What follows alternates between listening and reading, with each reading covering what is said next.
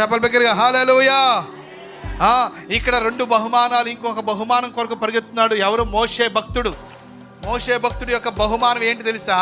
ఇదిగో అతనికి ఒక మంచి ఆఫర్ వచ్చింది. ఫరో కుమార్తె యొక్క కుమారుడని అనిపించుకునే అవకాశం వచ్చింది. ఐగుప్తు యొక్క ధనము తన ముందు కూర్చుంది. సుఖ సౌఖ్యాలు, భోగభాగ్యాలు, పాపపు ఇచ్చలన్నీ కూడా తన ముందు కూర్చున్నప్పుడు తను వాటన్నిటిని కూడా కాలదన్నుకొని దేని కోరుకున్నాడంటే యాలయనగా ప్రతిఫలముగా కలగబోవు దేవుని బహుమానం మీద దృష్టి ఉంచాడు. దేవునికి స్తోత్రము కలుగునుగాక.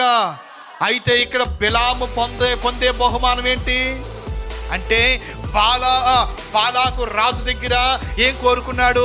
బహుమానము కోరుకొని ఎవరిని దూషించడానికి పరిగెత్తాడు? ఇశ్రాయేలు ప్రజలను శాపనార్థాలు పెట్టడానికి పరిగెత్తుతున్నాడు. ఎవరి ప్రేరణ బట్టి? అన్యుడైన